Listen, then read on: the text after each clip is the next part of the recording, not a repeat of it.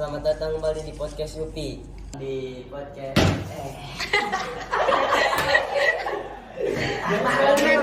tentang dunia. Lu gak sakit ketawa. Hai semuanya, selamat datang di podcast Yupi Podcast, tempat kita ngobrol santai tapi bermakna soal dunia digital dan segala dampaknya. Saya Jidan sebagai host. Kita bakal bahas topik yang sering banget diabaikan tapi penting banget, yaitu jejak digital dan privasi data. Di sini saya ada beberapa narasumber. Ayo Kak, perkenalan. Hai, saya Kipe. Saya Gavin. Saya Fauzan. Di sini saya akan menanyakan seputar tentang beberapa jejak digital dan privasi data. Yang pertama pertanyaannya itu, apa sih jejak digital itu? Jejak digital itu semua terekam jejak aktivitas kita di dunia maya. Mulai dari hal sepele seperti like di postingan, komentar, dan histori pencarian. Seperti foto yang kita upload, semua itu terekam dan bisa dilacak. Nah, jejak ini terbagi menjadi dua. Yang pertama, jejak digital aktif. Seperti kita posting, nge-tweet, dan komen. Yang kedua, jejak digital pasif. Data yang dikumpulkan saat kita browsing lokasi kita dan kebiasaan belanja online. Lalu lanjut kita pertanyaan kedua, kira-kira bahaya gak sih kalau jejak digital tidak terkontrol? Nah, ini masalahnya. Jejak digital ini bisa menjadi bumerang. Contohnya, komentar lama yang tidak pantas bisa bikin peluang kerja hilang. Foto yang dulu lucu bisa jadi memalukan saat sudah dewasa. Data pribadi yang bocor bisa disalahgunakan untuk penipuan atau manipulasi. Ingat, internet itu nggak lupa sekali kita unggah, jejak itu bisa bertahan selamanya meski kita merasa sudah menghapusnya. Di bahaya ya jejak digital itu. Kita lanjut aja ke pertanyaan selanjutnya. Gimana sih cara mengelola jejak digital? Untuk cara mengelola jejak digital, saya ada beberapa cara yang bisa dilakukan. Seperti yang pertama,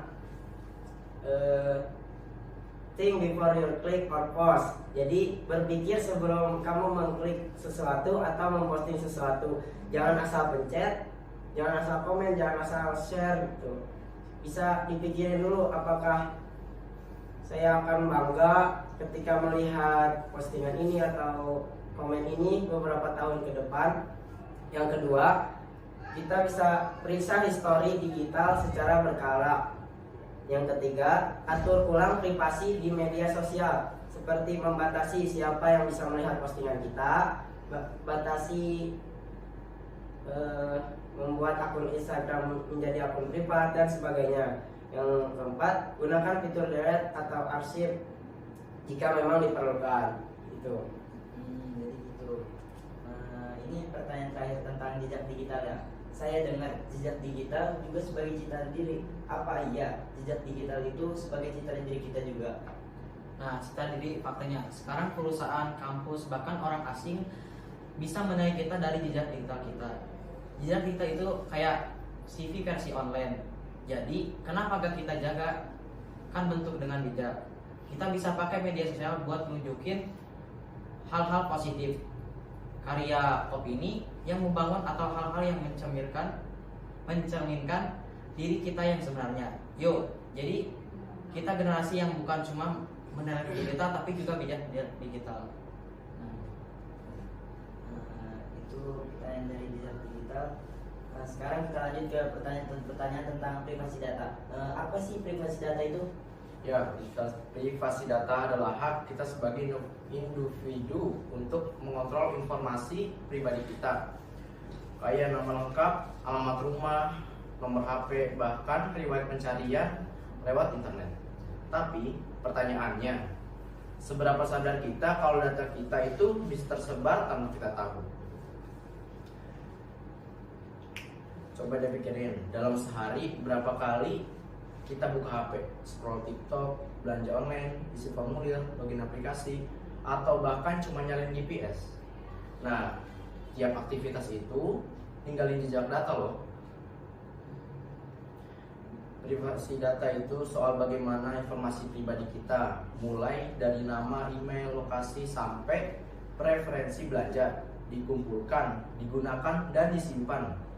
Dan yang jadi masalah, kadang kita nggak tahu siapa yang pegang data kita dan dipakai buat apa. Contoh simpel deh, pernah nggak sih habis ngobrol produk A, iklannya muncul di Instagram. Nah, itu karena aktivitas data kita dikumpulkan, dianalisis, dan dijual ke pihak lain. Itu. Jadi itu. Lanjut pertanyaan selanjutnya. Kalau kayak gitu bahaya nggak privasi data itu kalau sampai bocor? Nah, Masalah privasi data itu bukan cuma iklan atau yang gitu-gitu saja. Privasi yang bocor itu ibarat kata kayak rumah yang nggak dikunci, jadi bisa dimasukin sama siapa aja, bisa diacak-acak sama siapa aja. Kalau data pribadi kita sampai bocor, dampaknya bisa besar banget, bisa berujung ke pencurian identitas. Nah, identitas kita bisa dicuri, seperti digunakan untuk pinjam uang online, digunakan untuk penipuan online, bahkan pemalsuan dokumen. Dan kadang kita baru sadar datanya bocor setelah semuanya kejadian. Nah, malah ada yang lebih serem lagi, dampak yang lebih serem banget, itu data kita bisa dijual. Data kita bisa dijual? Iya, betul sekali. Data kita bisa dijual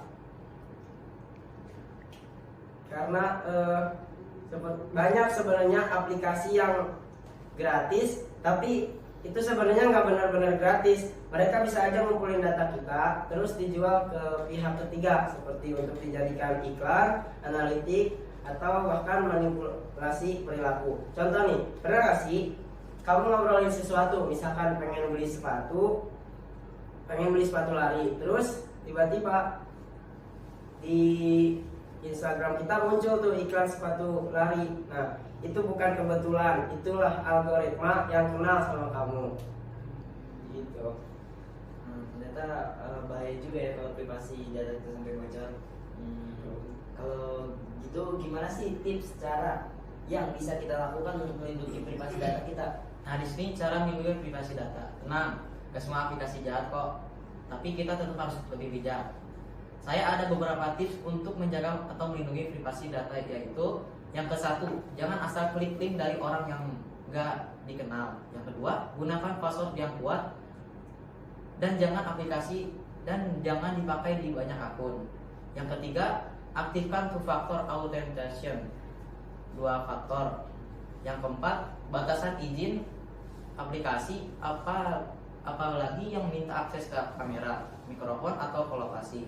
Yang kelima, pikir 2 kali sebelum share info pribadi di media sosial. Ya, jadi privasi data itu hak kita. Kita semua punya peran buat jaga privasi, ya kan? Ya. Nggak cuma pengguna, tapi juga perusahaan, sekolah, bahkan pemerintah di masa depan mungkin privasi akan jadi mata uang baru. Siapa yang bisa jaga datanya, dialah yang paling aman. Jadi penting banget buat generasi digital kayak kita buat sadar, bijak dan kritis sama apa yang kita bagikan di internet. Kalau kita sendiri nggak peduli, siapa yang mau jagain? Yuk mulai lebih sadar digital, karena hidup kita nggak cuma di dunia nyata, tapi juga di dunia data. Oke, itu tadi obrolan kita tentang jejak digital dan privasi data. Semoga kamu jadi lebih waspada dan tahu bahwa data pribadi itu bukan hal sepele. Ingat, di dunia digital data adalah aset, jangan sampai jadi senjata makan tuan. Semoga kamu makin sadar bahwa setiap klik itu berarti setiap postingan itu punya konsekuensi. Yuk tinggalkan jejak yang membangun, bukan yang merusak.